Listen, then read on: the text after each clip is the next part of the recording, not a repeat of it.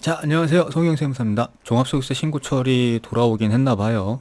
연휴가 이제 끝나는데 오늘이 5월 2일이거든요. 근데 벌써부터 질문들도 많으시고, 그리고 뭐 유튜브에 영상들 조회수도 올라가고 되게 이제 서둘러서 미리미리 하시려고 하시는 분들이 많은 것 같아요, 올해는. 여튼 올해 종합소득세 신고는 조금 정리를 해보려고 해요. 그래서 일단 뭐 지난해 같은 경우에는 우후죽순 영상을 올려드렸는데, 올해는 좀 정리를 해서 시행착오를 안 겪고 바로바로 보실 수 있게 안내를 좀 먼저 드리려고 하거든요. 그래서 이제 오늘 말씀드릴 거는 종합소득세 신고를 셀프로 스스로 신고하시려는 사업자분들께서 이제 제가 올려드리는 영상을 참고하시고 그대로 이제 따라서 하시는 경우가 많은데, 내가 어떤 영상을 보고 어떻게 신고를 해야 될 건지를 미리 이제 알고 하셔야 되는데, 본인의 상황에 맞지 않은 영상을 이제 시청을 하시면 이제 신고에 시행착오를 겪게 되니까 그걸 좀 방지하고자 말씀을 드리는 거고요.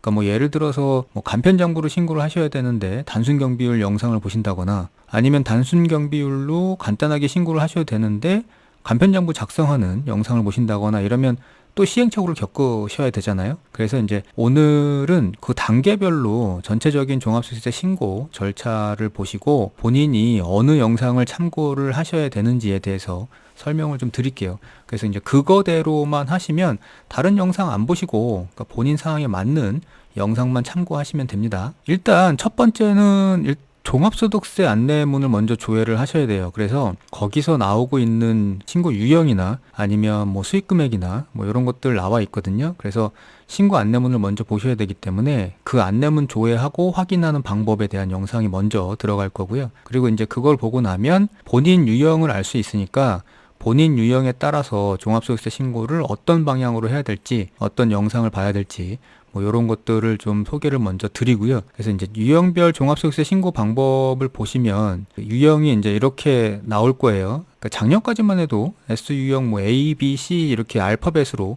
유형이 나왔는데 올해부터는 또 한글로 표기를 해가지고 나오네요. 그래서 이제 유형이 뭐 예를 들어서 성실신고, 외부조정 대상자, 자기조정 대상자, 혹은 복식부기 대상자 유형이다. 이러면 세무대리인의 도움을 받는 게 좋고요. 그 외에 뭐 간편장부 대상자, 기준경비율, 혹은 단순경비율 대상자, 그리고 모두채움 대상자 같은 경우에는 이제 혼자서 스스로 하실 수 있죠.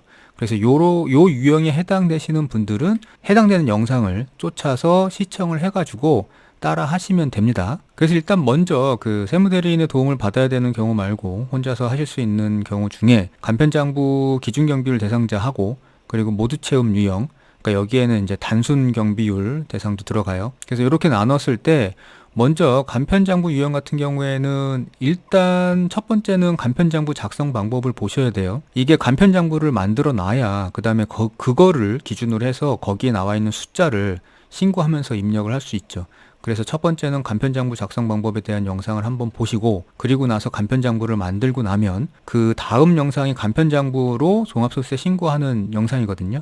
그러니까 과거 D 유형 같은 경우에 간편장부 대상자인데 그 종합소득세 신고 방법 영상을 보시면서 신고를 하시고, 그리고 마지막에 이제 지방소득세 신고 방법 영상을 보시고 지방소득세 신고를 하시면 돼요. 그 다음에 이제 두 번째 단순 경비율로 신고하고 혹은 모두채움 신고 방법에 대한 건데, 여기에 해당이 되시는 경우에는 이제 몇 가지로 나눠서 보실 수 있어요.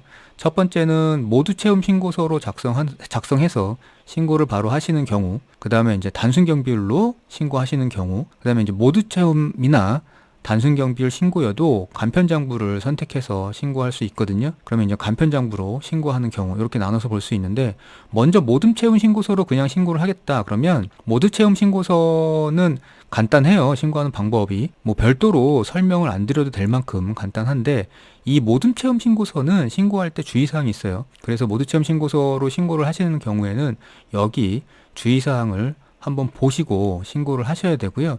그 다음에 이제 단순 경비율로 신고하는 경우에는 이 단순 경비율 종합소득세 신고 방법이라는 영상을, 그러니까 과거 EFG 유형, 그 유형 같은 경우에 종합소득세 신고 방법에 대한 영상을 올릴 거거든요.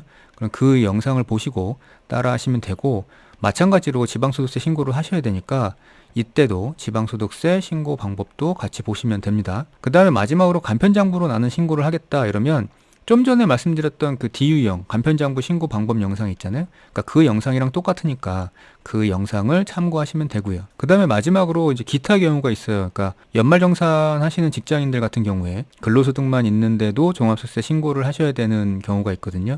그러니까 그런 경우에 해당되신다 그러면 우선은 근로소득만 있는 경우에 종합소득세 신고 방법에 대한 영상을 올릴 건데 그 영상을 참고하셔가지고 종합소득세 신고를 하시면 되고요. 마찬가지로 지방소득세 신고 방법을 보시고 지방소득세 신고를 하시면 됩니다. 그래서 이제 이런 순서대로 본인에 맞는 유형에 따라서 선택을 하셔가지고 시청을 하시면 되고요. 굳이 본인 유형이 아닌데 다른 유형 것까지 보실 필요는 없어요. 그래서 간단하게 그 본인 유형에 맞는 그 신고를 스스로 하시려고 하시는 분들을 대상으로 보셔야 되는 영상 순서를 말씀드렸으니까 요거대로 하시면 그렇게 큰 문제는 뭐 많이 없을 것 같아요. 감사합니다.